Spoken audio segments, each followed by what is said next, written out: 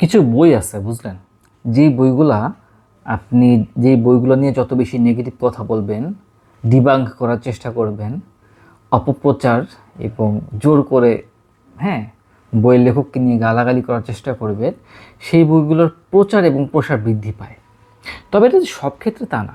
হ্যাঁ, স্পেসিফিক কিছু ক্যাটাগরি আছে।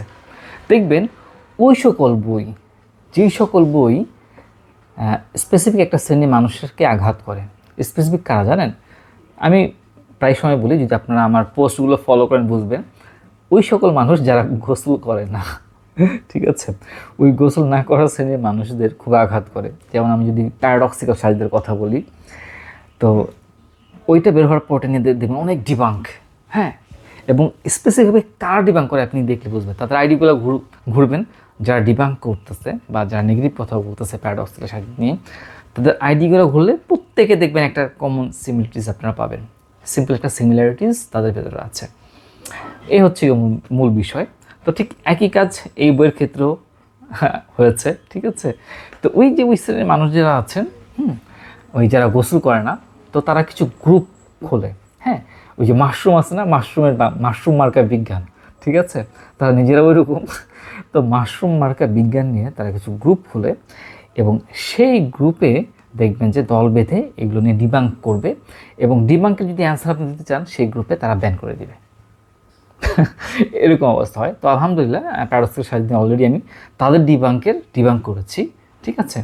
তো আমিও একই কাজ করছি। এখন ওরা তো ওদের গ্রুপে এরকম কাউন্টার দিলে ওরা ব্যান করে, তো আমিও আমার পেজ থেকে কাউন্টার দিতে চাইলে ব্যান করে তারপর অ্যান্সার। তো যাই হোক, মূল বিষয়টা আসি। তো ওইরকম একটা সময় গিয়ে হঠাৎ করে আমি তাদের কিছু নিউজ ফিড পাই, এবং সেখানে বলতেছিল যে কোনো এক ব্যক্তি এরকম এরকম এরকম। এরপর থেকে তাদের ওখান থেকে বেসিক্যালি এই বইটার কথা আমি প্রথম জানতে পারি। হ্যাঁ, ওই মাশরুম মার্কা যে বিজ্ঞান আছে এবং গোসল না করা মানুষ, তাদের কাছ থেকে আমি এই বইটার ব্যাপারে জানতে পারি, এবং এই বইটাকে প্রত্যেকটা logic part by part debunk করে একদম ধুয়ে দিচ্ছে শেষ।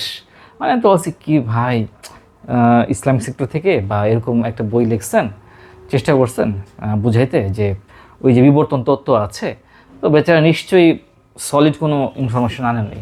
মানে তাদের যে লিখনি, তাদের যে কথা, তাদের যে ডিবাঙ্কের স্টাইল, ওটা দেখে আমি মোটামুটি কনফার্ম হয়ে গেলাম যে এই ভাই লিখছেন, উনি আসলে এতটা যৌক্তিকভাবে পোক্তভাবে অ্যান্সার দিতে পারেন নাই, এবং এই জন্যই সবাই মিলে ধুয়ে দিচ্ছে। তো মোটামুটি আমি শিওর হয়ে গেলাম যে ভাই উনি তেমন কিছু জানেন না। 1 নম্বর পয়েন্ট, হ্যাঁ, তেমন কিছু জানেন না, তিনি কীভাবে যুক্তি দিতে হয় এটাও তিনি বুঝেন না, এবং তার লেখা ইজিলি।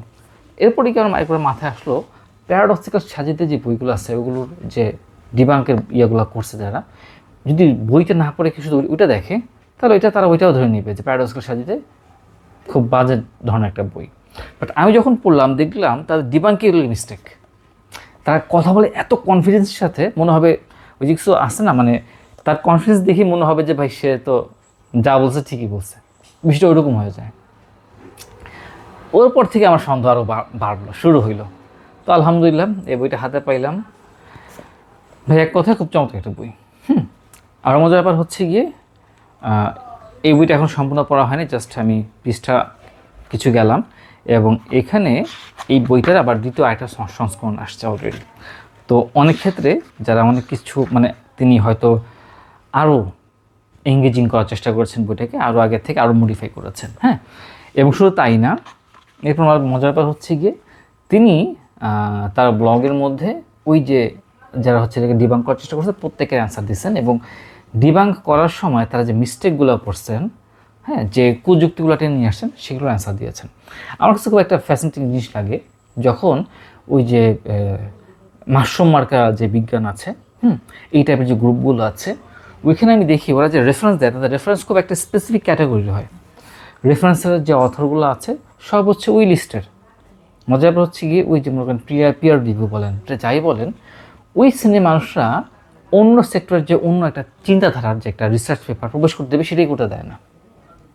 এরকম প্রবলেমগুলো আছে। তো যাই হোক, আলহামদুলিল্লাহ এই বইটা দেখতে পারেন, এবং এই বইটার জিনিসটা ভালো লাগছে কি, ছোটোখাটো বই, হ্যাঁ দামটা একটু বেশি। দামটা বেশি হওয়ার কারণ সম্পূর্ণ বইটা হচ্ছে কালারফুল। হ্যাঁ, খুবই কালারফুল একটা বই। আপনি পর্যাপ্ত চিত্র যা যা আছে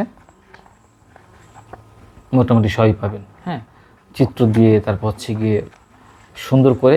আর আরেকটা ভালো দিক হচ্ছে গিয়ে আমি যতটুকু পড়লাম হালকা পাতলা খুব সহজ করে বোঝানোর চেষ্টা করা হয়েছে কথাগুলো, হ্যাঁ, ইজি। একটা ব্যাপার থাকে না যে ভাই আমি কথাগুলো পড়তেছি বুঝতেছি না। একটা বিষয় হচ্ছে কি আপনি ফাস্ট রিডার হলে বলবো যে একটু স্লো, একটু ধীর গতিতে পড়েন। অনেক ক্ষেত্রে ফাস্ট রিডিংটা আসলে খুব একটা কাজে লাগে না, অনেক ক্ষেত্রে কাজে লাগে, হ্যাঁ, বাট কিছু কিছু বিষয় একটু স্লো যাওয়া মনে হয় ভালো। তো সেই ক্ষেত্রে বলবো এটা আপনারা ট্রাই করে দেখেন। 5 মিনিট অলরেডি হয়ে গেছে, নাহলে আমি একটু পিছনের পার্টটা পড়ে দেখি, হ্যাঁ। আচ্ছা, আমি না পড়ে আপনাদের ছবি দিয়ে দিই, আর এত বড় ভিডিও দরকার নেই, আপনারা এটা পড়ে দেখতে পারেন পার্সোনালি। ইনশাল্লাহ এগুলোর ছবি আমি কমেন্ট বক্সে দিয়ে দিব, ঠিক আছে। তো যাই হোক, এরা লিখছেন হচ্ছে কি ডক্টর রাফান আহমেদ, হ্যাঁ, হোমোস্যাপিয়েন্স এই বইটা আপনারা দেখতে পারেন এবং পার্সোনালি বলবো আপনারা কিনতে পারেন, আলহামদুলিল্লাহ, ঠিক আছে। তো অ্যাটলিস্ট কিনে পড়েন, পড়লে যেটা হবে হুটহাট করে যখন মানুষ ওই বিবর্তনবাদ নিয়ে কথা বলে আপনার মাথায় অলরেডি একটা প্রি কনসেপ্ট থাকবে যে ওকে, সো তারা কোথায় ভুল করতে পারে, তারা কীভাবে করে আপনাকে ডাইভার্ট করার চেষ্টা করছে। ইনশাল্লাহ। আসসালামু আলাইকুম রহমতুল্লাহি ওয়া বারাকাতুহু।